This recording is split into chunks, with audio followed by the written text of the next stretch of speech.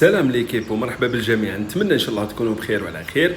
فيديو جديد ووجهه سياحيه جديده. اليوم وجهتنا على غير العاده خارج الوطن، وكما يعلم العام والخاص باللي القناه تاعنا خاصه بالترويج للسياحه الداخليه. كنا درنا ستوريات في الانستغرام الخاص بنا يظهر امامكم الان، ولا راح نخليه لكم اسفل صندوق الوصف. وين درنا دي ستوري، كاين ناس طلبوا منا وحبوا يستفسروا على اسعار الفنادق في تونس الشقيقة. احنا كانت لينا زيارة خفيفة، درنا ويكاند في تونس الأسبوع الماضي مع نهاية شهر ماي، وين استفسرنا لكم على أسعار بعض الفنادق. كما راكم تشوفوا الآن رانا متواجدين بفندق مرادي حمامات اللي جاي وسط مدينة الحمامات ياسمين كما تشاهدون. بالنسبة لأسعار الفنادق، سعر هذا الفندق خلال الموسم السياحي على حساب واش قالوا لي في لا ريسبسيون 260 دينار تونسية للشخص الواحد. عندكم all inclusive، ما عندهمش ديمي بونسيون ولا.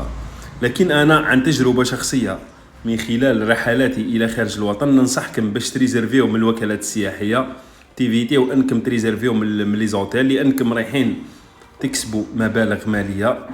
يعني السومة راح تكون أرخص في الوكالات السياحية على ريزرفاسيون من الفنادق. كذلك بالنسبة للناس اللي عندهم لي كارت فيزا ولا يقدروا يريزرفيو من موقع بوكينغ الشهير.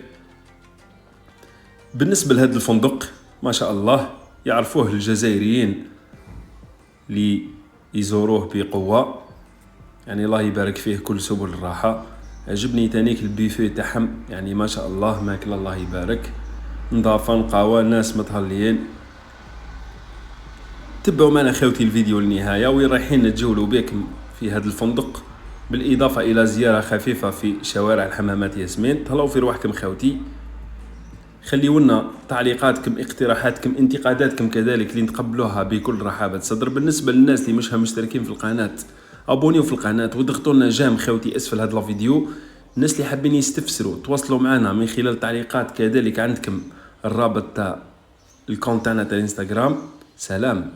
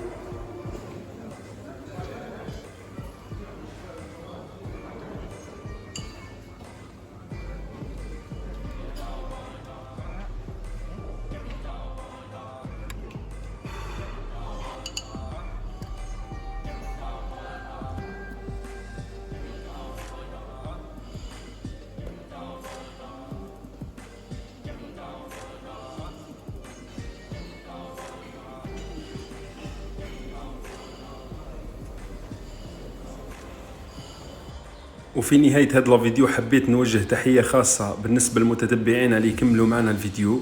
تهلاو في روحكم خوتي، إلى الملتقى في قادم فيديوهاتنا. سلام.